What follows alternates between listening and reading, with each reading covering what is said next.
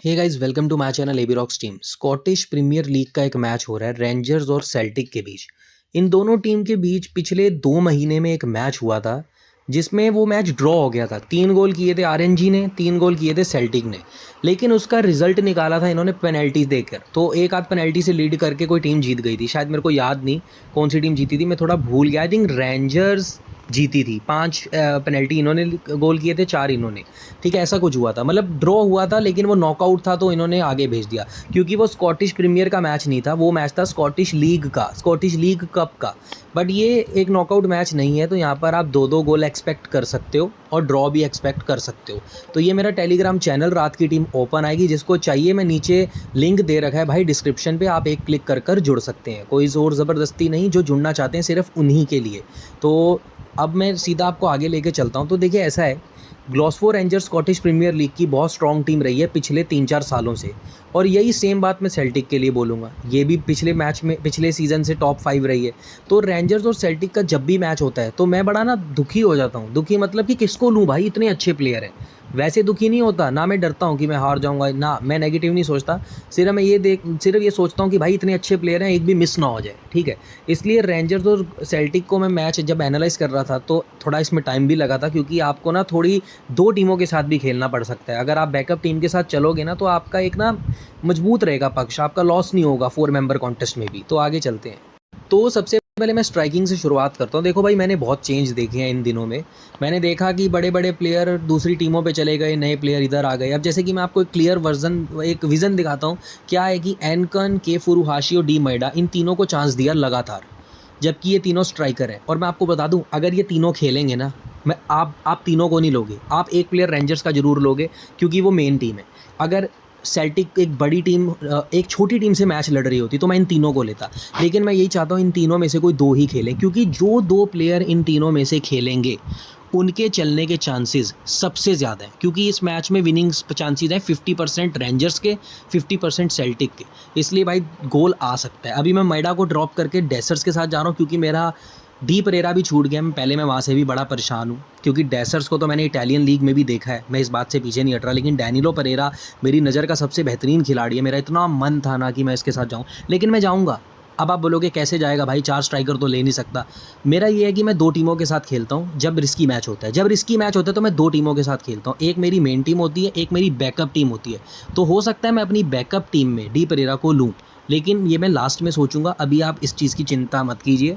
Midfielding की बात करें, वी कैरनी को तो सब्स्टिट्यूट डाल रखा है बेवकूफ़ों ने, कंटिन्यू सब्स्टिट्यूट पे रह रहा है। अब समझ नहीं आ रहा कि प्लेइंग 11 में भेज देंगे तो क्या करेगा। मतलब ये मेरे लिए बहुत एक सोचने वाली बात है कि कैरनी चलेगा कि नहीं, बट तब भी लूँगा।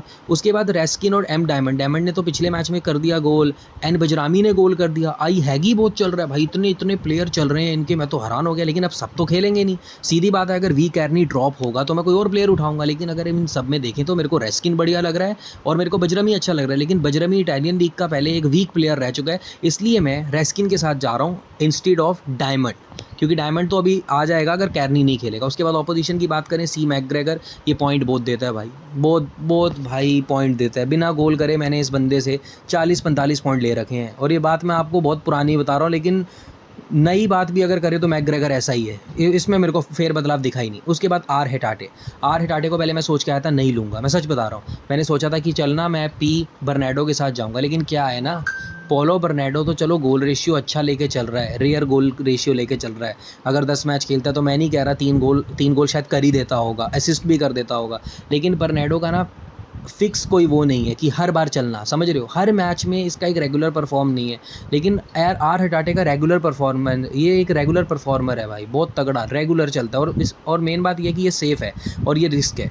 ठीक है, तो मैं इनके साथ नहीं जाऊँगा। बाकी फॉरेस्ट अगर खेले तो आँख बंद करके उठा लेना, मैं आपको कह रहा हूँ, आपको लाइव वीडियो में बोल रहा हूँ कि फॉरेस्ट को आंख बंद करके पिक कर लेना। अगर खेला गोल आने की पूरी संभावना है, क्योंकि फॉरेस्ट इस टीम का बहुत पुराना मिडफील्डर है और हाँ, स्ट्राइकिंग भी जानता है। उसके बाद अगर मैं डिफेंडिंग की बात करूँ तो जे तवेर्नियर, पहले ये होता था मिडफील्डिंग में, लेकिन इन्होंने सुझाव करके इसको दोबारा डिफेंडिंग में डाल दिया। क्योंकि जब ये आया था, जब भी इसका आई थिंक डेब्यू हुआ होगा, मुझे नहीं पता कब, जब ये बच्चा होगा, जब ये आया होगा कभी फुटबॉल खेलने, तो ये शुरू से एक डिफेंडर के तौर पे आया था। फिर इस टीम वालों ने इसको मिडफील्डर बना दिया 1 साल के लिए। मिडफील्डिंग इसने बहुत अच्छी की, इसने इसने बहुत अच्छी मिडफील्डिंग की, लेकिन इस साल जब मैं देख रहा हूँ तो इसको दोबारा डिफेंडिंग में डाल दिया, तो ठीक है, बढ़िया है, एक्सपीरियंस लेकर वापस आ गया। उसके बाद ऑपोजिशन टीम सेल्टिक की बात करूँ तो जॉन स्टोन को जरूर लो। जॉन स्टोन के बाद मैंने सोचा था भाई जी टेलर को लेंगे, और मैं ले भी रहा हूँ, क्योंकि मैंने अभी ऑपोजिशन का कोई भी ढंग का डिफेंडर और नहीं किया डिसाइड, सिर्फ एक इनका जे सॉथर मुझे अच्छा लगता है, लेकिन मेरे पास ऑप्शन नहीं है। और बात करें गोल कीपिंग की तो यहाँ पर मैं लूँगा रेंजर्स का प्लेयर जे बटलैंड, लेकिन ये मेरे को देख के कुछ हो रहा है भाई, कैस्पर बहुत पुराना प्लेयर है, पहले ये बंदा प्रीमियर लीग में खेलता था, बड़ी बड़ी टीमों में खेला हुआ है भाई साहब, बड़ी बड़ी लीग्स में, तो इसका इतना एक्सपीरियंस है कि मैं रिस्पेक्ट करता हूँ इसकी, मैं चाहूँ तो ले भी सकता हूँ, लेकिन अगर मैं लूँगा तो कॉम्बिनेशन गलत हो जाएगा। और आगे अगर बात करूँ कैप्टन की, देखिए भाई, मैं अगर आपको जेन्युइन कैप्टन ऑप्शन बोलूँ तो वो है फुरुहाशी, मैं आपको घुमाऊंगा नहीं फिराऊंगा नहीं। मैं आपको वाइस कैप्टन का मेन ऑप्शन बोलूँ तो वो है एनकन, ठीक है। अब लोग बोलेंगे यार तू तो सिंगल साइड चला गया, अरे भाई मैं कहता हूँ अगर एनकन एक गोल भी कर गया और फुरुहाशी एक असिस्ट भी कर गया ना, तो मैं कभी इनसे डिमांड नहीं करूँगा कि एक और गोल करो, क्योंकि मेरे को इतना ही चाहिए। मेरे को पता है कि ऑपोजिशन टीम की कोई परमानेंट गोल नहीं है, उनका कोई गोल करने वाला, कभी डेसर्स करता है, कभी डैनिलो करता है, कभी जेत वैनियर कर देता है। इनका तो पता है कि फुरुहाशी मैक्सिमम मैच में चलता है, एनकन मैक्सिमम मैचेस में चलता है, इसलिए मैं इन पे भरोसा दिखा रहा हूँ, ठीक है। तो ये रहा मेरी टीम, मिलते हैं नेक्स्ट वीडियो में, बाय।